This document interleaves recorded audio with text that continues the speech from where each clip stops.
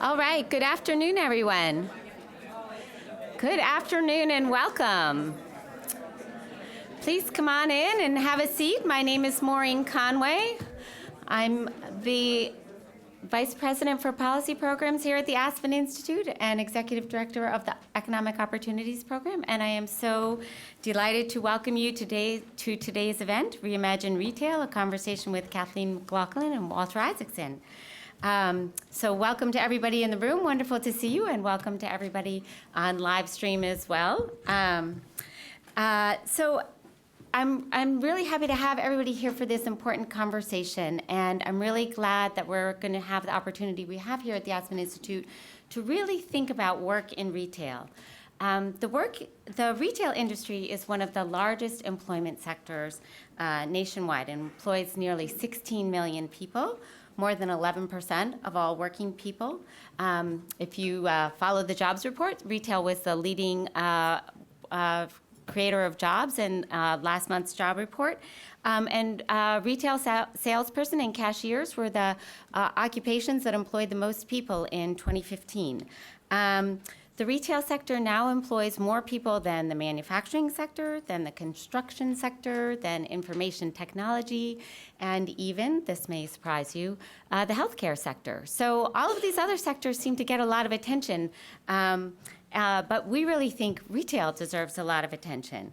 Retail has tremendous potential to really play a critical role in people's working lives, to be a source of meaningful work and a source of skills and opportunity in today's world of work. So today we're going to dive into questions about how retail and the private sector generally can expand and improve the economic opportunities available to millions of working Americans.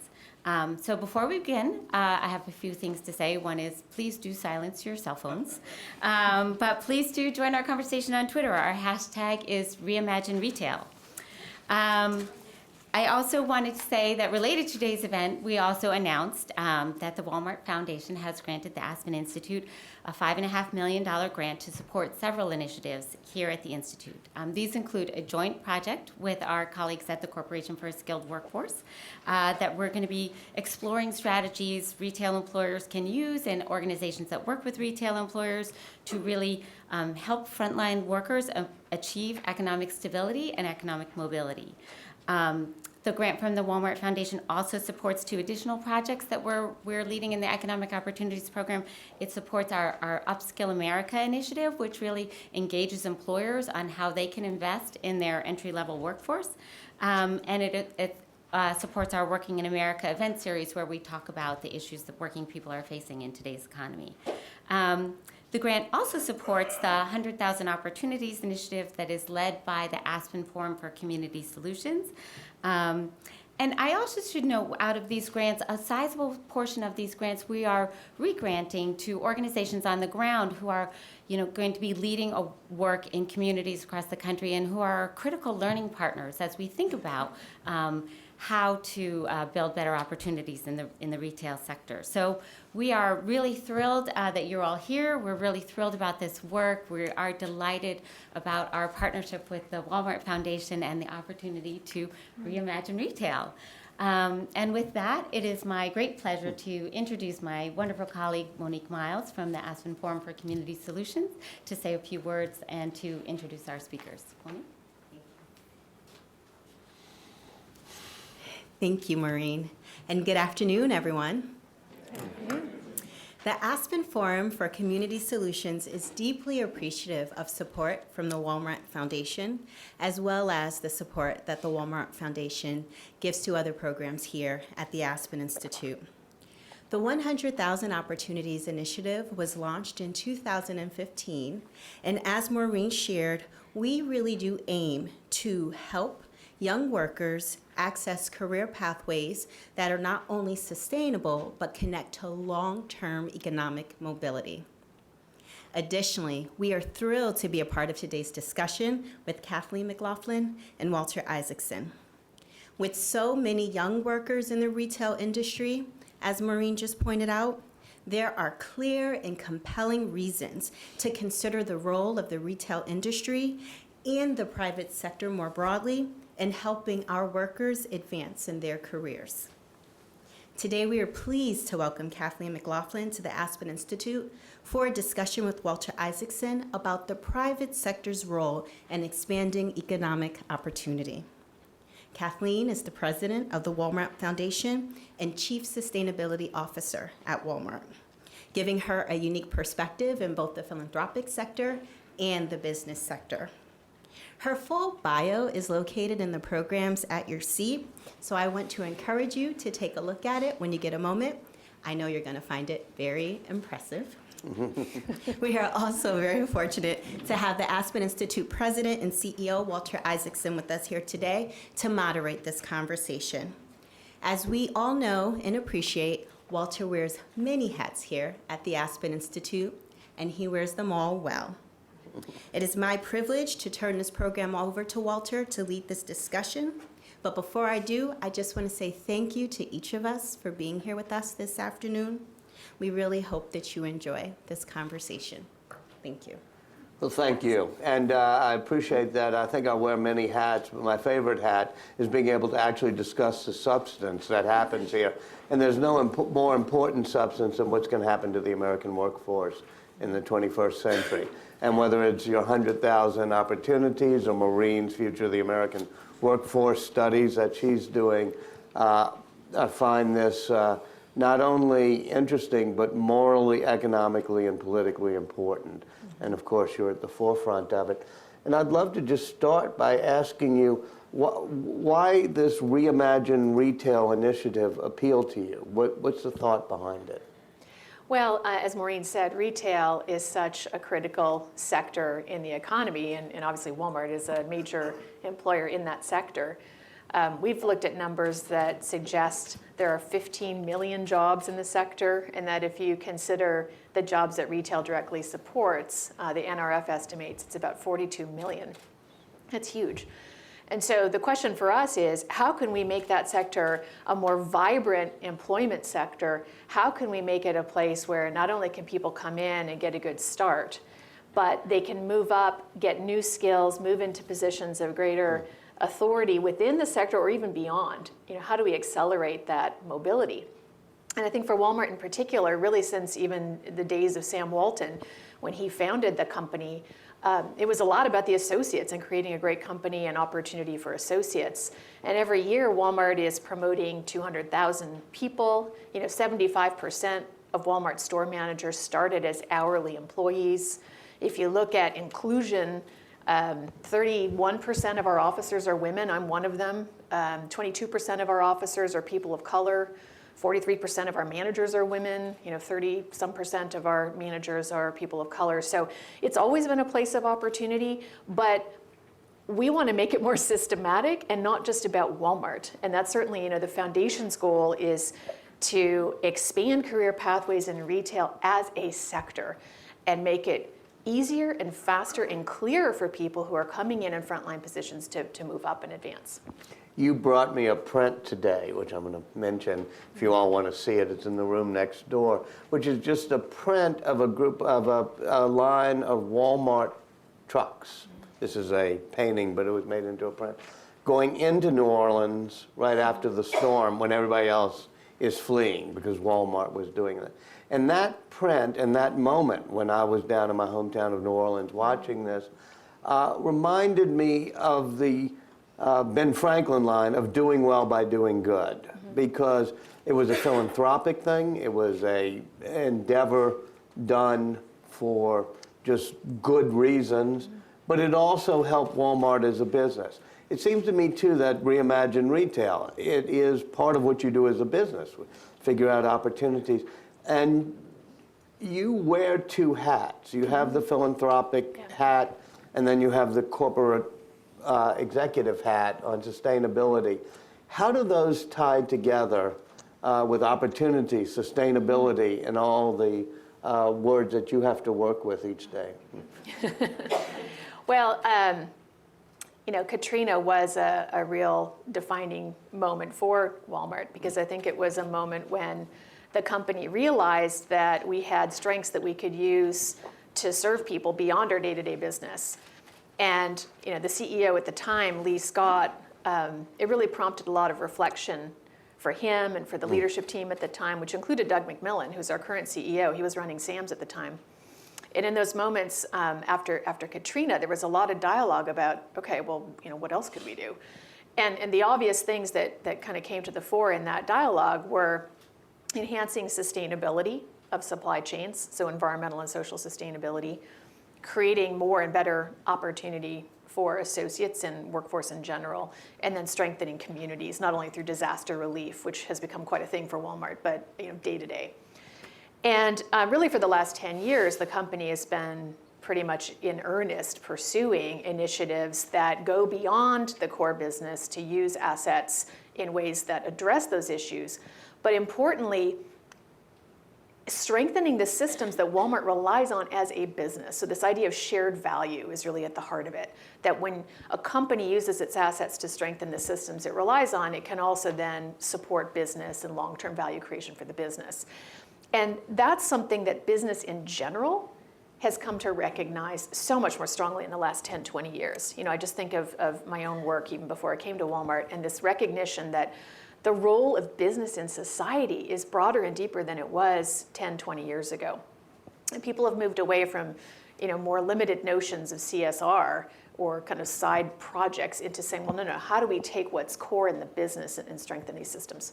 So to your question, for Walmart, anything that we do in sustainability or opportunity or community, we think of it first and foremost, what can Walmart, the business, do with our assets to address those issues? And we're trying to go for whole system change, right? It's pretty rare we'll do something that's just providing aid. It's really about rewiring the system in collaboration with others to have better social and environmental outcomes, using assets that are distinctive, for us, but partnering with many others. And philanthropy allows us to go beyond what would be in the interest of the business to do on its own. So philanthropy allows us to go much, much further. And that's very much true with this opportunity initiative, right? So, Walmart, the company, a year ago, we announced the Retail Opportunity Initiative, and the company part of it was to say, okay, so as one of the larger employers, 1.3 million associates in this country, what can we do for our own associate base, right? So there were a few components to that. So one is, well, we want to give people a good start. So you might have heard a lot about the wage investments. We're investing $2.7 billion over 2 years in starting wages, and wages for the frontline workforce. And we said, okay, well, that's important. So we'll move the starting point to $9 at a minimum, and then $10 after completion of a 6-month training program. So that was one piece of it. But as important, our upskilling program, so a Pathways program that provides training and coaching to folks to help them move up more quickly. Also training for frontline supervisors and supervisors in general to help them be better coaches to the front line, and more clarity around pathways, changes to scheduling practices and so on. So that's what the company said we'll do. Complementing that is the philanthropic program. So that's the $100 million program, and we're so excited about the Aspen grant, which is part of this. And that program is saying, well, let's go beyond the walls of Walmart. How do we improve the employer practices, the pathways, the training and coaching opportunities for frontline in general in this country? Because, yes, we're a large employer, but we're tiny in the grand scheme of things. So this only works if we really bring about transformation in the sector as a whole. So the philanthropy is focused on working with a number of grantees and other retailers. So you were talking about the 100,000 Opportunities Initiative. We were part of the early stages of getting that going with you guys and Starbucks and JCPenney and some others. 40 companies are part of this now.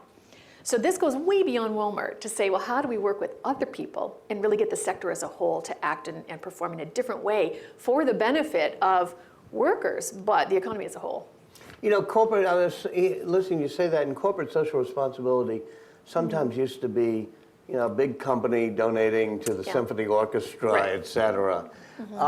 Has there been a major change in both corporate social responsibility, corporate philanthropy, but also then corporations trying to be sustainable and working with their communities for their own business reasons? In other words, this Yes. Walmart model, is that something we're seeing elsewhere? Yeah, absolutely. And I'll give you a couple factoids.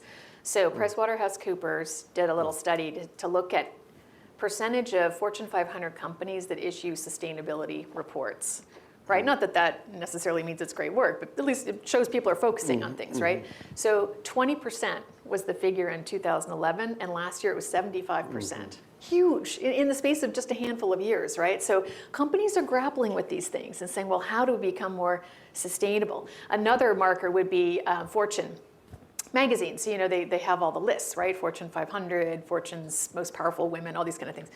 So they have a new one, which they came up with last year, called the Fortune Change the World Index, which is a list of companies that, you know, I guess in their view, are using company assets to create value for society, but in a way that's core for the business, right? So again, this idea of shared value. So this is becoming more and more the way companies are thinking of creating value. And, you know, there's a broader movement afoot. Harvard Business School, McKinsey, where I came from, a number of the big pension funds, many others have been working for a few years now on this idea of focusing capital on the long term and saying, look, we have to get past short-termism. We need to take a longer-term view of value creation, and we need to be taking decisions now that are in the best interests of companies for the long term and society for the long term. And what we've been trying to say at Walmart is, okay, that's fine, short-term, long-term, but let's also broaden it in terms of it's not just financial value creation, it's social and environmental. Because sooner or later, these things converge. Sooner or later, it's all about time. So things that you're doing to preserve and enhance society, whether it's for people or the environment, will strengthen business and vice versa. And that's Well, you're what we're trying to lucky, do. and you have Doug as your CEO, and you have a great board, and this is ingrained into what the Waltons originally did. But nowadays, I know Judy Samuelson, who does our Business and Society program, fighting against short-termism. Then you get an activist, investors, and everybody. Is that a problem these days, where you have to be able to sell this concept to your investor community? Companies in general have to deal with this. You know, we've been fortunate at Walmart that you know, people understand this connection. But I've been part of a number of conversations with the folks who've been focused on this issue, from the pension funds and you know, the other places I mentioned, and it's something that they're actively grappling with. You know, how do we counter that? How do we get people in boards? How do we get investors? How do we get pension funds to take a longer-term view? And I don't think people completely I think the cracked it. best way to do it is to just say, look at Walmart. It works for them. In other words, it's in the long-term and medium-term interest of Walmart to keep its brand and its value up the way it has, having gone through a period where people were criticizing it more. And you know, whether it be in New Orleans or anywhere else, you've risen above that. When we get to reimagining retail, tell me, you know, Maureen and I have discussed quite a bit the age of the gig economy, the Uber economy, this workforce in America that's not going to be. How do you see retail jobs changing in the next decade? Well, you know, it's so interesting. I just caught up with a former colleague of mine this morning, Diana Farrell, who's at JP Morgan Chase. Right, and she runs that wonderful new institute there that they have, Yeah, she was telling me that she just did some research. I don't know. McKinsey takes over the world, right? I don't know about that, but so she just did, you know, some research looking at the gig economy, because we do read so much about it, trying to see, okay, how big of a deal is this? And she said, you know what, it's less than 1% of jobs right now. So it's growing, but she said, let's keep it in perspective. It's, you know, it's tiny. It was interesting. I'd love to see the details around that. But there's no question that technology has changed the face of retail, you know, completely. And you look now, we are in the middle of a pretty significant transformation at Walmart. So going from pure bricks and mortar to an omni-channel player. And that has so many implications. So first of all, the kinds of jobs that we even have in the box itself. So it used to be Sam Walton would go around with his yellow pad of, you know, paper and kind of take notes, and the store associates would have their yellow pads of paper and they'd compare the notes. And now all of our people have iPads and handheld devices, and you know, they have more data than Sam Walton could have dreamed he'd ever have right at their fingertips. And so the decision making, the skills required for problem solving and so on are much higher order than they would have been 10, 20 years ago for our So that frontline folks. devolves authority down to the worker. Well, yeah, and it's always been the case, you know, at Walmart anyway, that the department manager, so I'm the head of the toy department, I run my toy department, right? But now I've got a lot more data and things I could do, right, to manage that. So that's certainly one. Second, the face of retail in terms of the paths available has been transforming. So it used to be the progression was, frontline person to hourly supervisor, department manager, assistant manager, store manager, and that's still true. And I think I mentioned 3/4 of our store managers started as hourly, so that's absolutely a path. But now we have 3,600 technologists around the world. We've got folks who are working in pharmacy. We've got 3,000 pharmacists. There are just so many more careers even within retail. And one of the things we're trying to do in this initiative, and one of the reasons we're so excited about the research that Maureen's team will be leading, is to understand what are the common skills in those different jobs and adjacent sectors, so that if people come into retail to get their start, they can either promote up within the sector or move to adjacent sectors. So it opens up a whole Are we series of producing pathways. the skills and training people right for these new type of retail jobs? We need to reconfigure education too? Our focus is on helping people build skills on the clock, on the job. I mean, that's perhaps one of the most unique things about this, right? So it doesn't mean, so if you look at the things we're investing in, absolutely community colleges and other ways to acquire skills, and yes, high schools could probably, play a really important role in this too. But we're trying to create a system where people can earn while they learn and learn while they earn. That and seems so we're much taking, better, yeah. Right, so we're taking advantage of the technology so that people can learn on the job.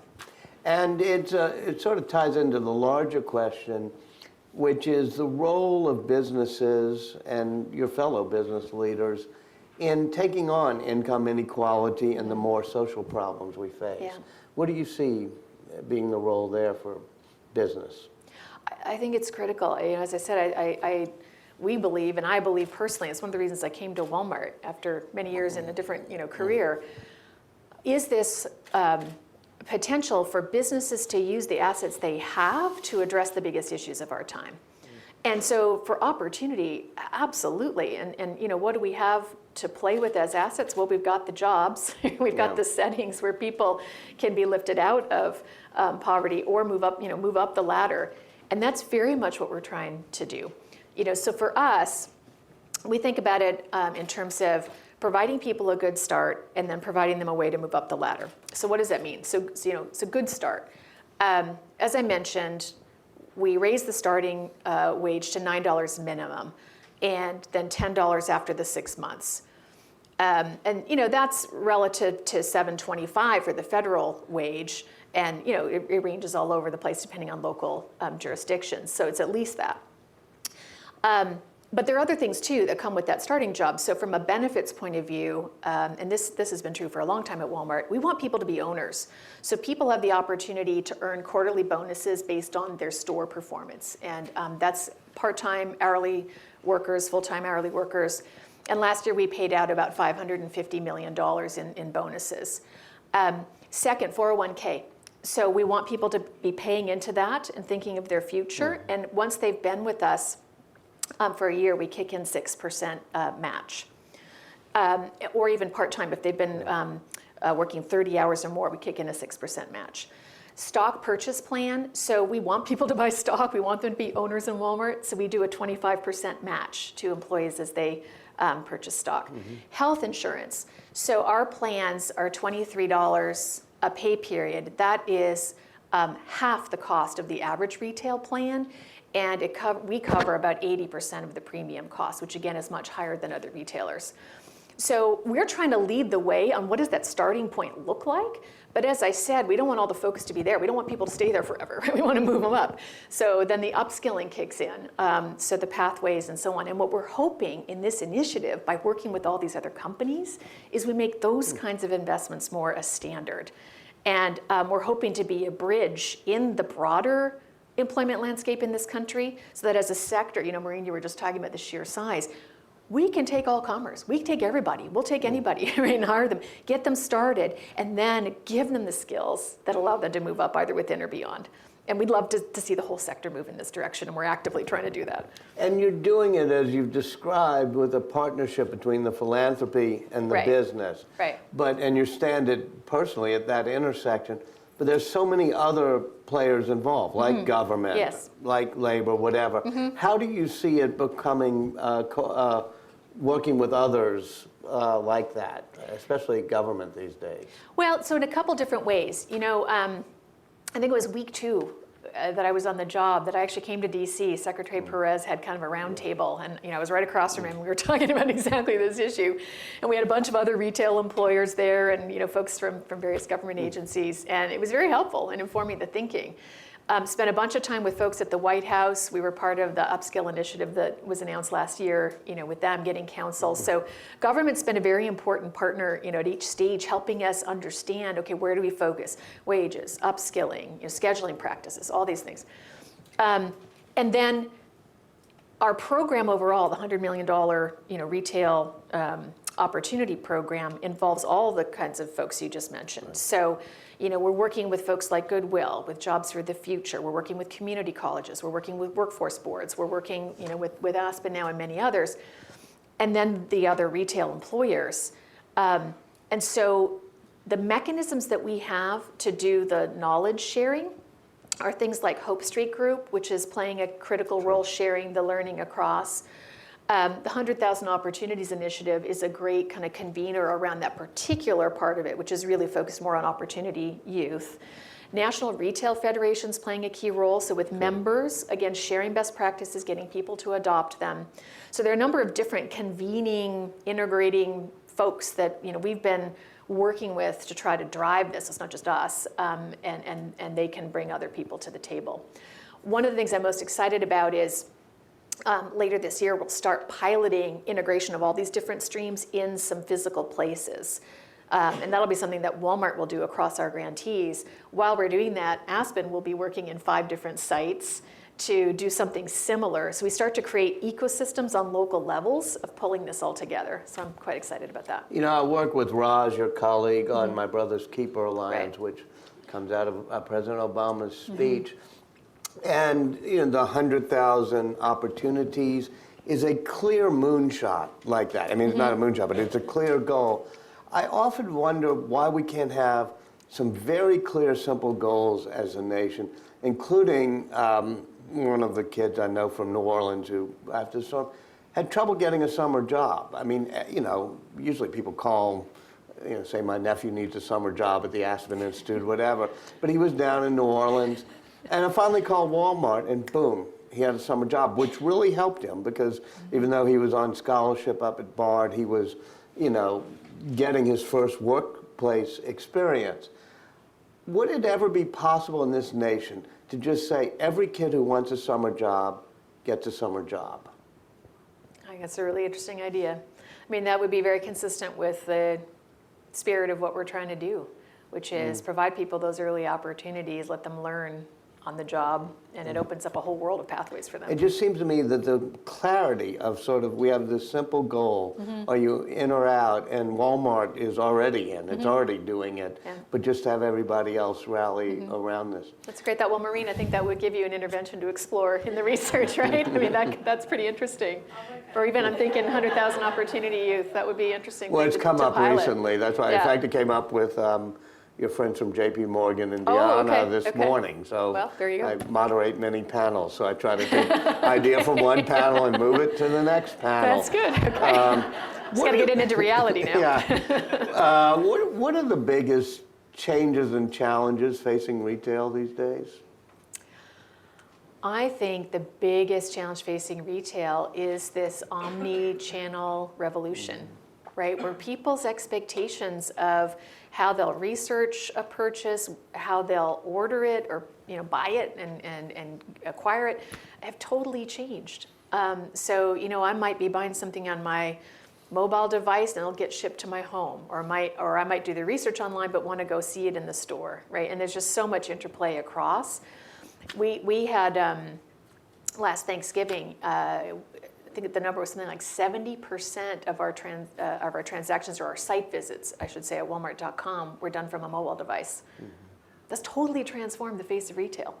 So, that's something that we're in the middle of, and I'd say most retailers are in the middle of that, transforming their operations and their proposition to customers to accommodate those desires. But it does help, it seems, to have a physical location where people get together, see things. I Yes. mean, you assume that will always exist?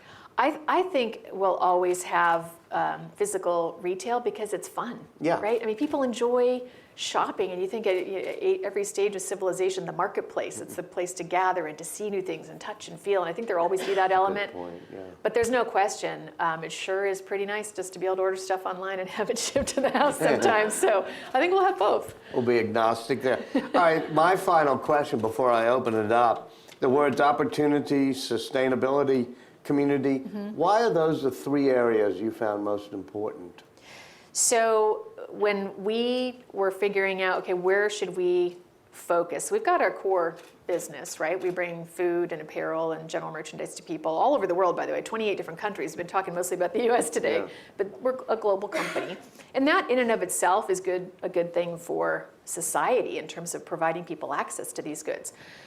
But then when we have to make choices about what do we do above and beyond that, we listen to customers, we listen to our associates, we listen to a lot of different stakeholders. So certainly government agencies, nonprofits, advocacy groups, all comers, to say, well, what are the biggest issues of our time?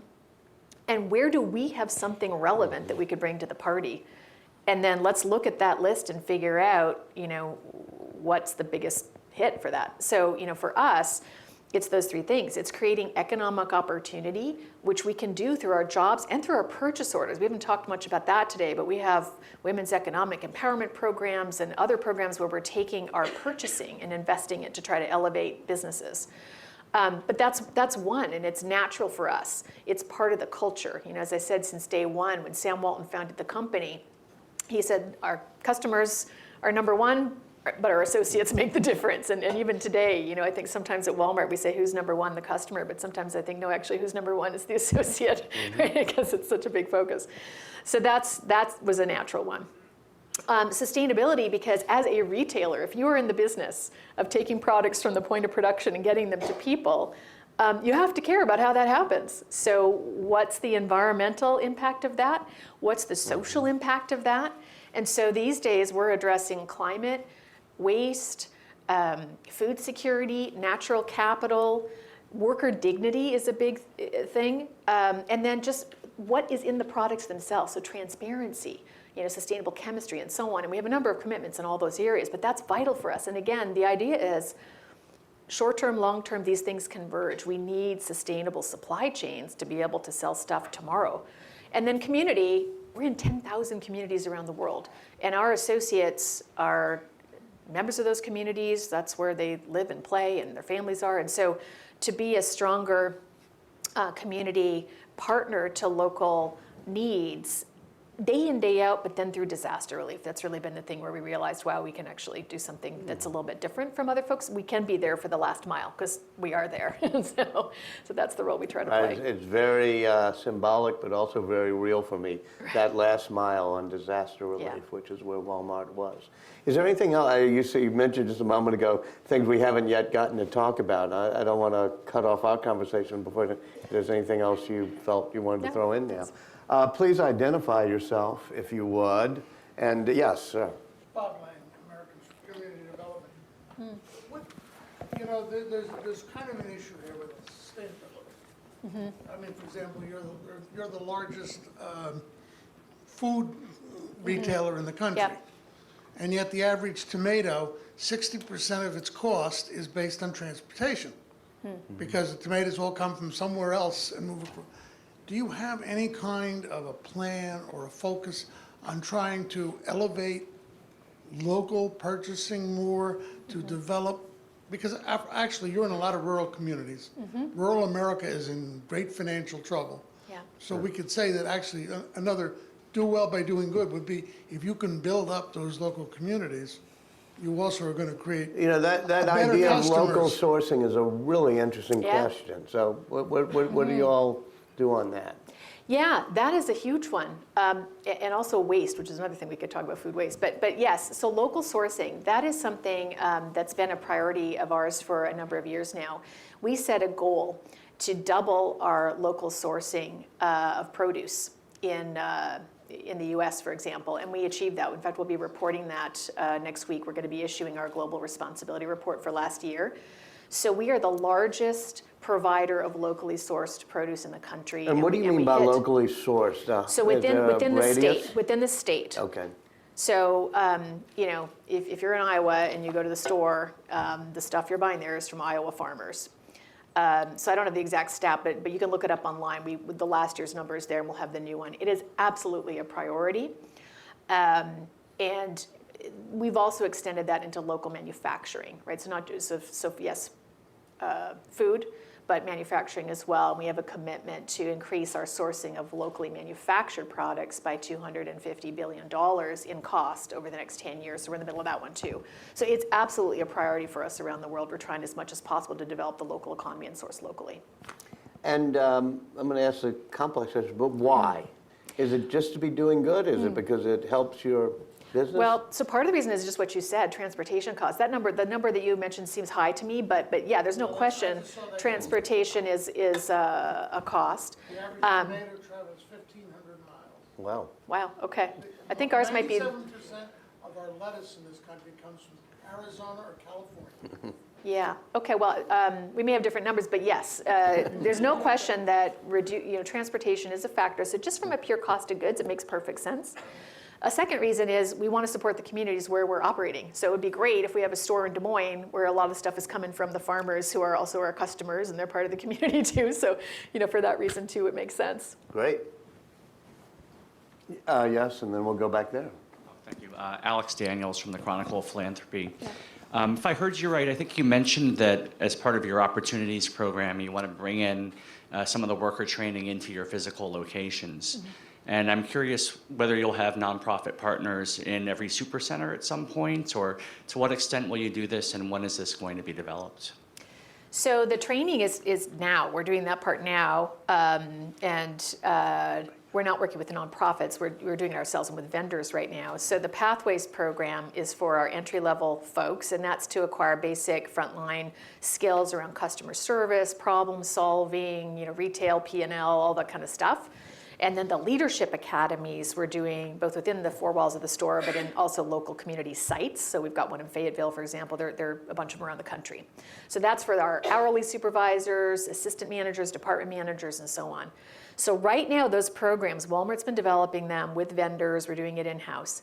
What we're hoping is, as we learn what works and what doesn't, we'll share that with everybody. And then as we work with other retailers and community colleges and workforce boards and folks at Aspen and Goodwill and so on, this community of practice that we've formed, we want everybody to share what's working and what's not so that we can start to converge on similar programs that we would recognize. And ideally, we think we'd love to find a way to credential those and give assessments and so on, so that there's a common set of curricula, or at least approaches. We love proliferation and innovation and so on, but similar standards.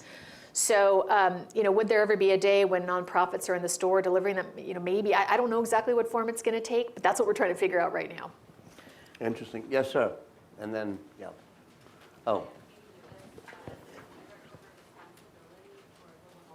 I don't think your microphone's working, and they gave, yeah. Who's running the mics? All right, go ahead. Yeah. No.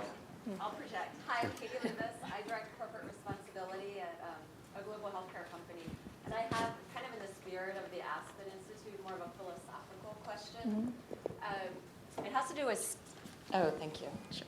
It has to do with stakeholder engagement in this process. Mm-hmm. And so I noticed that when this announcement was made last year about wage increases, your stocks took a pretty major hit. Mm-hmm. And there was a lot of skepticism in different news articles about these changes. Mm-hmm.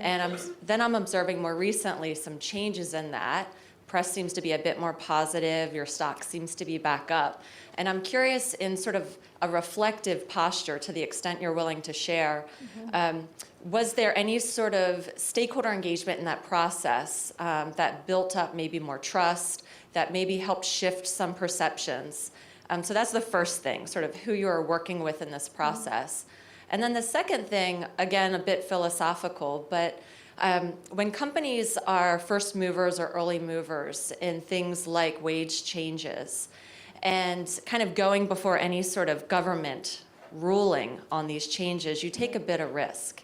And I'm wondering if one could argue that it would behoove Walmart to have some sort of mandatory set national wage increase, because it would level the playing field for all retailers, right? So right now, you would arguably be absorbing that risk with taking on wage increases. So again, to the extent you're willing to share your reflections, that'd be appreciated.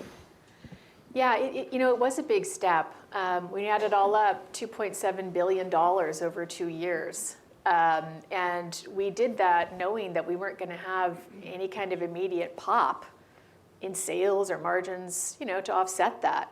But we were willing to do that because as I said, we want to do what's right for the business for the long term.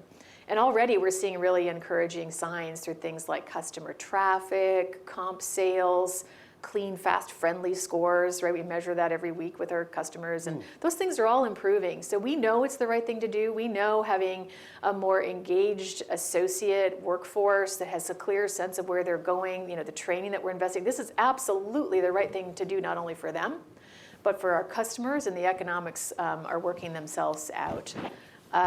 But yeah, it kind of comes back to that conversation we were having about the markets and long-term value creation and so on. And do we only do things for the short term, or do we do things that are right for the long term? And we definitely are thinking long term. And a more standard minimum wage, I think, was the second part of the question. So we think that municipalities, states, at some point the federal government ought to work out what is right from a societal point of view. In the meantime, we're doing what we think we should for our folks.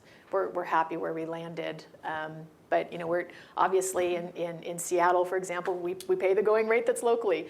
I think if you look at our wages in any local market, we're very competitive. Our starting wages are great. They tend to be better than other folks in similar formats. And then we're equally, or I would say more interested then of wherever you started, how do we help folks move up?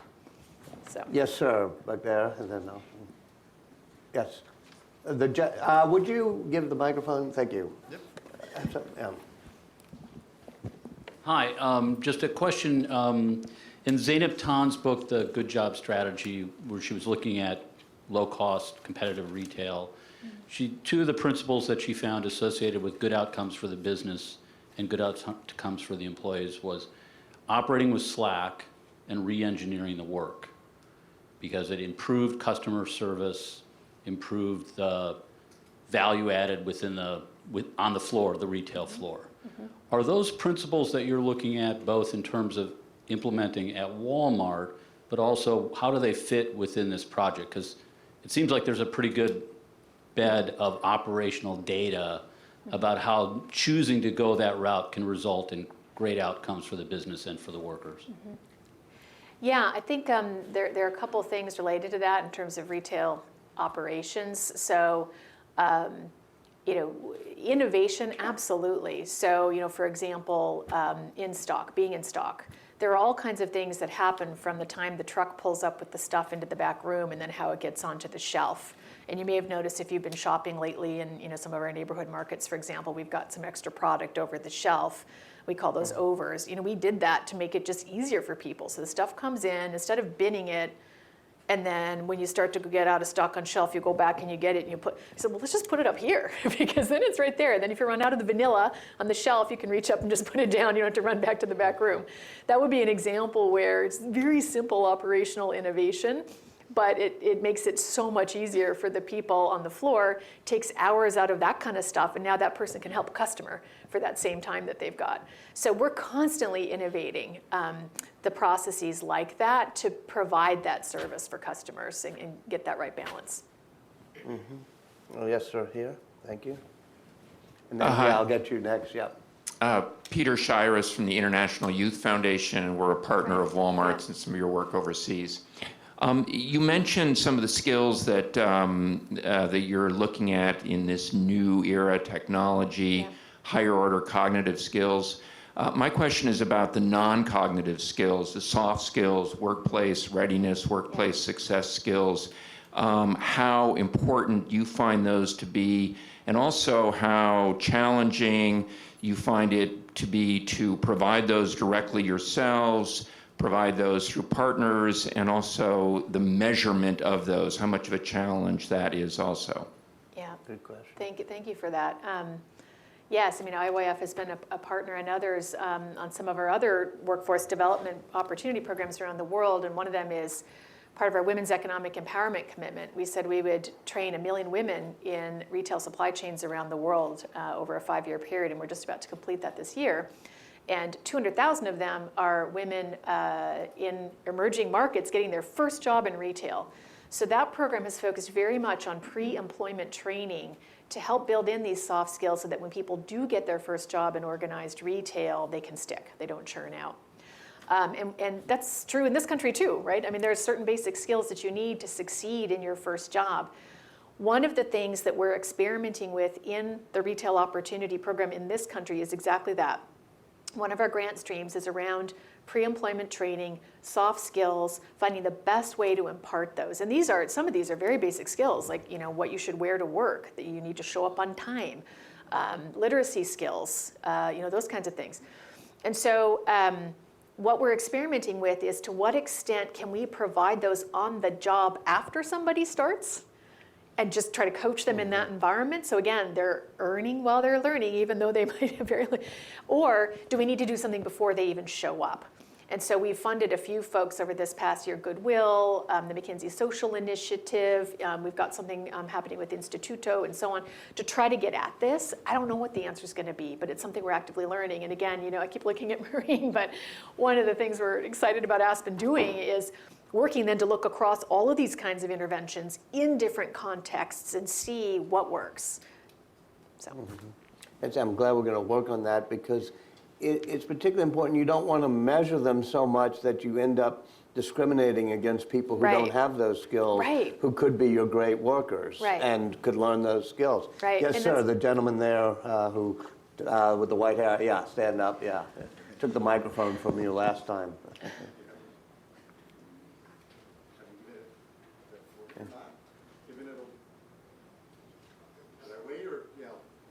I'll put it up to you, Mike. Yeah. Now it's working. That's good. That's good. Thank you. Jonathan Halpern with the Marcus Foundation and Designing Sustainability. I love what you're saying about short-termism versus long-term perspective and the sort of times at the root of all of this. I think it's terrific and different from what I've been hearing previously from Walmart. But I carry around this little pebble in my shoe, so help me here if you can.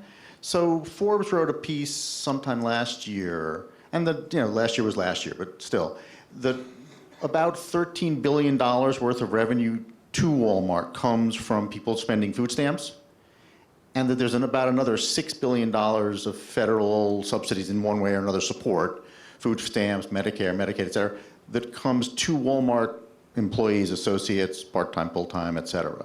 That's about a $20 billion subsidy, if you will. So fundamentally, are those numbers right? Or are they completely out of whack? So I don't know about those numbers specifically. I'm not familiar with this study, but what I can tell you is when it comes to customers and the SNAP program, for example, people can spend their SNAP dollars anywhere. We happen to be one of the largest grocers in the country. We're also a pretty affordable grocer, low cost, so I wouldn't be surprised people come to us, or Aldi, or any Kroger, or any number of grocers, right, to buy their food. So I don't know. In terms of our workforce, the studies that I've seen suggest that about 4% of retail workers in general, for example, draw down on Medicaid. And that Walmart figures, I think Jason Furman did some work on this a while ago, showed that we're in about that range. I think what's different about Walmart is if you have 1.3 million people and you're talking about 4%, it's going to be a longer list of people than if you have 1,000 employees. So, but I think in terms of proportionality, it wouldn't be any different from any other retailer. And the gentleman behind you, yes, and then I'm sorry, lots of hands, so quick questions. Did you have one? Yeah. Okay. So Michael Gamble McCormick from the Association of University Centers on Disabilities. You talked a lot about populations to target to help raise them up. One of the ones that often gets dismissed or not included is people with disabilities. And just want to know a little bit about how to, if you have thoughts about how to reach out to the 56 million that are in the country, or the almost 1 billion who are in the world of that group. Yeah. Yeah, it's a really important point. It's something that Walmart has very active programs in recruiting folks with disabilities and accelerating advancement of that population as well. And you know, maybe we can get some time afterward and talk about that. Something I have a personal passion for. You know, in my past life, I worked with a lot of different retailers, and one of the folks I worked with was a fellow named Randy Lewis, and I just want to give a shout out to him. You know him. You know, he committed so much of his life and his work to this. And I was on the board of an organization called L'Arche, which is for people with intellectual disabilities. So I'm personally very, very passionate about this issue. What is L'Arche? L'Arche is an organization that was founded in the late 60s by a fellow named Jean Vanier, Canadian. And it's a network of homes around the world, communities that have people with intellectual disabilities and without living in community. And you know, this started in the late 60s at a time when people with intellectual disabilities were often institutionalized. So it was pretty revolutionary. He was sort of bringing them out and trying to give a visible symbol that all of us have disabilities in different ways, and that you know, his concept wasn't that people without disabilities are somehow taking care of the ones with. It was mutuality and living together. Well, thank you for doing that service Yeah. as well. Yes, here, and then I know there's a young man there, yeah. My name's Catherine Timko, and I'm with the Riddle Company. We've done about 5.5 million square feet of retail for communities. Not developed it, but we've influenced it, including getting Walmart in DC. It took us 13 years from the first meeting to the day it opened. One of the things, though, that I'm not hearing, and it's kind of both to Maureen and you on this whole program, is in the district, for example, you know, in the last 18 years with what we were trying to do to bring retail in the city, there was a lot of federal money that was put in. A lot of cities and emerging markets use federal dollars. With that, oftentimes comes a requirement to hire locally. And there are a couple of issues, like you look at Washington compared, like, and Chicago, Philadelphia, compared to a Detroit. If you're finally able to get one of these larger, you know, units of retail that has the greater number of jobs, and that is shrinking, and you know, the omnichannel marketing is changing a lot, what you're dealing with sometimes, and Home Depot is probably the best example in DC, when it opened, they literally could not meet their hiring requirements. And I guess what I'm curious about is this program, as you're moving forward, many of the communities as well, you had a community benefit package here. You had made like threshold commitments of hiring from a local basis. The problem is, as you're ramping up a store that size, there just aren't enough people in the pipeline. So my question is, how are you dealing with those kinds of communities as you're growing, building those kinds of networks? And a lot of it is the soft skills. One of the reasons Home Depot lost so many people, they literally had 38% turnover in the first 6 months. I mean, it became the joke. The operations director would ask us. But the question is, how do you deal with that and the soft skills, and how are you working with communities on meeting that? Yeah. Well, so I can't speak to Home Depot, of course, but you know, for Walmart, when we opened our stores here, we had 4 times the number of applicants that we could even hire. And you know, we employ 1,100 people locally in our stores now. So we didn't have that challenge. We were absolutely able to fill those roles. I think retail in general has had a history of higher turnover. So 38% in first 6 months. I mean, I think if you look at retail stats in general, there's a high churn level for less than 12-month people. So one of the things we're trying to get at in this program is how do we reduce that turnover? We want people to come in, we want them to stick. And I think it's all the things we've been talking about, a bit of pre-employment, like what are the skills they had when they came. Personally, I would love to find the unlock when they're on the job. So they come in, even if they didn't quite have those skills, right, to your point, they come in and they can learn them while they're earning. But you know, there may be other things too that we'll learn about. So that's actually the thing we're trying to solve Yeah, for. retention is so important. Yeah. Because it's really devastating if you lose that. Yes, sir, right there. And then, yeah. Thank you. My name is Jason Williams. I'm at the Yale School of Management. And my question is, you had mentioned that you're working with a variety of partners, not only think tanks like the Aspen Institute and others, but also other employers to work on systems change. But what we know about systems change, especially with complex systems, is not only the solutions are hard to define, but also the problem is hard to define. And I'm interested in hearing your thoughts on what you think the problem is for the system, and also how will you measure the outcomes or success for systems level change, both long-term outcomes as well as intermediate outcomes. This wins the award for being the Yale School of Management question. Exactly. It's a good question. I like the way you're thinking. I mean, that's exactly what we're trying to do. Well, so the central problem we're trying to solve for is how to help frontline people from the moment they come into the first job move up more quickly into positions of higher responsibility, higher pay, everything else.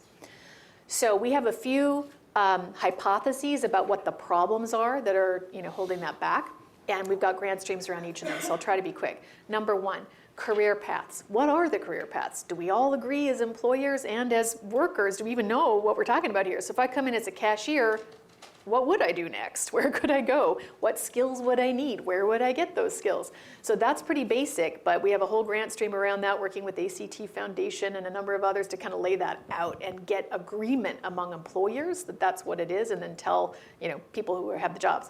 So that's one. Two is, as we're saying, pre-employment training, or let me call it pre-employment skills. So how do you get those? Is it training before you even show up? Is it on the job? Like, how would you get this? So that's a second one. What are the skills? How would we build them? Third is skills then to advance into those different pathways, and what are all the different ways people could acquire those? Coaching, online training, serious games, those kind of things. Fourth is the employer practices themselves and the mindsets of the employers. I mean, there are a lot of retailer employers who might not think this way. So we're trying to get them to go, guys, you've got a gem here, which is your frontline workforce. How do you develop them and create opportunity? It's in your interest, right? So employer practices. Fifth is tools and technology. I mean, that kind of cuts across each of these, but we think these days there's so much we ought to be able to do with data and tools and so on, and measure that. And then lastly, as I mentioned, bringing all those things together in a common place. Right, so in Phoenix or Chicago, or pick your market, we want to be there and kind of work all of those things simultaneously so that we've got a common cohort we're tracking through. So in terms of measurement, each of our grants has measurement built in. So there's money for evaluation and metrics and things they ought to be looking at that vary depending on the part of the problem they're working on. One of the things we've asked Hope Street to do, and Maureen's part of a kind of a community of practice, is, okay, as we go along, critical thinking about that. Are those the right metrics? Should they be different ones? And ultimately, the ultimate metrics would be retention, advancement, livelihoods. And so that part we'll be putting in place holistically once we get into the community stage. Yes, sir, on the way back there. Yeah. Sure. My name is Floyd Morey. New Orleans was mentioned, and I did some work in the relief of New Orleans, and during Katrina and the BP oil spill. And one of the major issues that we faced was you had the whole Red Cross down there, the whole FEMA down there. You had 80,000 Vietnamese, and not one person in both of those organizations spoke any language. So the question is, as you look towards opening new stores and training new people, to what degree is diversity and language and cultural sensitivity taken into account as you hire and look for workers? Yeah, it's absolutely crucial. This is such a diverse country. Our customer base is so incredibly diverse, and our associate base reflects our customer base. It reflects the makeup of this country. I think I mentioned in terms of inclusion at Walmart, it is something that is a focus. And I think I mentioned, for example, people of color in our officer ranks, it's 22%. 40% of our managers are people of color. So this is something we're tracking and we're quite invested in. And even for women, I mentioned 31% of our officers are women. That is double the Fortune 500 average. And even the retail average is 18%. We're at 31%. So it's something we are conscious of. In this particular program, we have grants that are focused on English language acquisition. So maybe it goes a bit the other way, but what we're trying to do is say, look, if you come in to Walmart as an associate and you can't speak English, that's okay, we'll help you learn English. Right, so we've had GED programs for a long time. We have free high school, all of that. But this is language acquisition. And what's unique about the grants we're doing here is we are making them retail specific. So it's learning retail language. What would you need to be able to say to a customer? So it's context specific, and we're excited about that. So we're trying to make it easier for people, no matter where you come from, to succeed. 2 last questions, I think right here, and then I'll get Michael. Yeah. Hi, Jennifer Davis, Goodwill Industries International. We're one of your grantees. Thank you very much. Could you just elaborate a little bit? Thank you for what you do. Thank We you. love Goodwill. Thanks. Would you just talk a little bit about the role of frontline or first-line supervisors in creating a culture of opportunity? Yeah. And what's that mix of, focused on productivity and also integrating concern about the development of that frontline worker? Yeah. Frontline supervisor is so critical. In my past life, I did a lot of research around frontline transformation and effectiveness and engagement and so on. And the frontline supervisor, the role of the frontline supervisor always comes out as a kind of top 2 or 3 factor in the engagement of any worker. And, I was talking earlier to some folks, think about your own life, right? Think about how your boss makes or breaks your job. Like, it's critical, right? So that's something that we're really investing in the Leadership Academies part of the training within Walmart, and in the Retail Opportunity Initiative, it's one of the employer practices that we think is most important. And the critical challenge is, how do you scale it? How do you scale? I mean, it's the same thing for the frontline worker themselves. How do you scale the skill building so you get consistent, good leadership? Walmart has 1.3 million associates. We're all humans. So how do you deal with human behavior and kind of build those skills so that they can be a much stronger force for development of the people on their teams? Michael, last question. Michael Lomax, UNCF. There's a lot of unanimity in Washington around criminal justice reform, one of the few issues. Yeah. There's been a lot of consideration of what's the employability of people who have had interactions with the criminal justice system and have been incarcerated. Yeah. And I think Walmart has taken a stand on the checking of the box. But I wonder whether you have any experience that you could share about employing people who have been formerly incarcerated, and whether that really is a legitimate barrier to opportunity in the retail sector. Well, so we were one of the first employers to ban the box, and through the foundation, we funded a number of programs to help other folks do that as well. It's something we think is really important. Our philosophy is, the retail sector, one of the beautiful things about it is not only is there this ladder of advancement and promotion, but it's a way into the workforce for all kinds of people. And it ought to be easy and simple for folks to come in and then have that opportunity. That's exactly the thing we're trying to solve. So we haven't done any research per se on performance of previously incarcerated persons versus not, or what. It's an interesting question, and maybe that's something that down the road someone can look at and see what are the impacts. But philosophically, yeah, we want to be a place of opportunity for everybody. Well, that's a great way to end it. Kathleen, thank you so much. Thank you. Maureen, you get to open the bar and say goodbye. Yes, thank you. I think you can see why we're so delighted to have Walmart as a partner in this work. I think she's touched on every one of the issues I've been thinking about for many years. So thank you again so very much for being here. We really appreciate it. Please do stay and join us. We have the bar outside, and have a drink with us and talk some more about retail employment. Thank you all for being here.